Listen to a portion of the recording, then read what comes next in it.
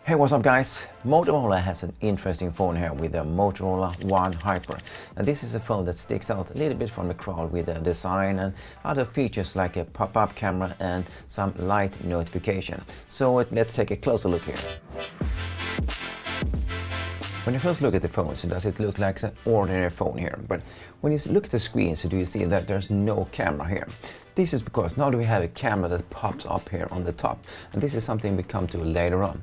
We also have a 3.5mm aux out port, so we can use our old headphones. And this is something we don't see on so many phones today, because this is a port that more or less is going away now. If you go on the side, so can we see here, there is a button with a color. And this is a little design feature that pops out a little bit. On the back side we have this gorgeous blue shimmery color, something similar we have seen on Huawei phones before. But I have a little bit concern here.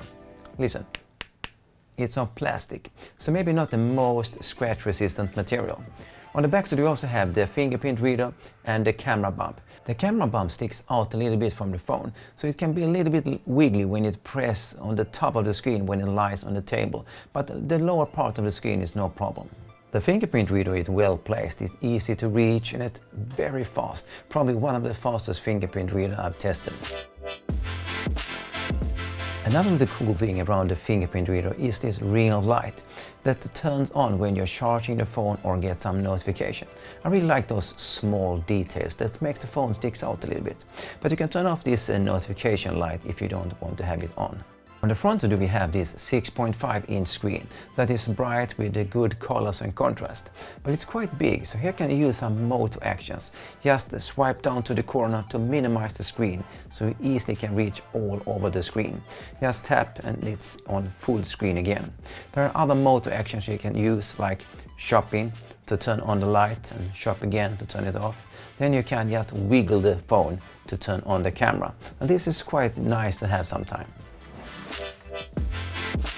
Now, with a so big screen, so it's always important to have a big battery.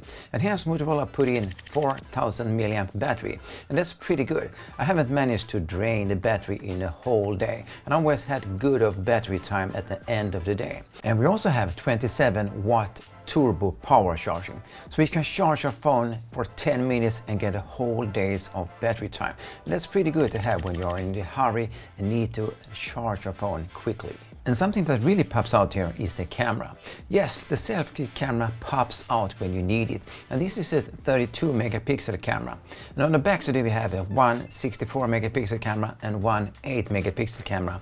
This is a wide angle lens. The most interesting here is for sure the selfie camera that pops up when you need it. It takes around 1 second. The colors and the contrast is really good on the pictures. I only miss a little bit of that sharpness. They can feel a little bit soft. This also goes for the main cameras, where you sometimes can feel that they miss a little bit of that sharpness. But overall does the camera deliver good pictures, even when it comes to low light. Here do we maybe feel that the wide angle lens is quite soft. But here do we help of that quad pixel technology that combine 4 pixels to 1, so we get better light sensitivity here. The video quality is good and the image stabilization maybe not the best, but still good enough.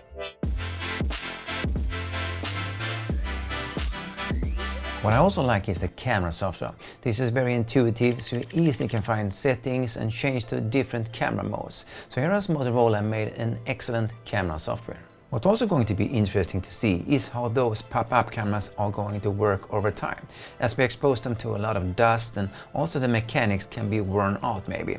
So this is going to be interesting to see in the future. And if you have any experience of this, please come back and leave a comment below. In terms of specs, so do we here have a Snapdragon 675 and 4 GB of RAM and 128 GB of internal storage. So not the most exciting specifications here, but it's still good enough to make the phone run smoothly, so watching movies or even playing most games are not going to be any problem here. And when we're watching all those movies and playing all those games, do we here on the bottom have the speaker, and it's delivered good and well balanced sound. Unfortunately, do we only have one speaker, so the sound can feel that it only comes from one side of the screen when you're watching movies. On the bottom, so do we also have the USB-C port. Unfortunately, so is it only a USB 2.0, so not the fastest port for file transfer here. When you look at the Motorola One Hyper, so it's not the thinnest phone with the best specifications, but it's a good looking and have enough specifications to make the phone run smoothly. And when you think of the price, that's around $300 today, so is it a no-brainer? This is an affordable phone that delivers. And I drop a link below to updated prices. And I have a little question here for you. Do you know of any other tech reviewer from Sweden? If you know that, please leave a comment below. Other than that, guys, so it's time to say over and out.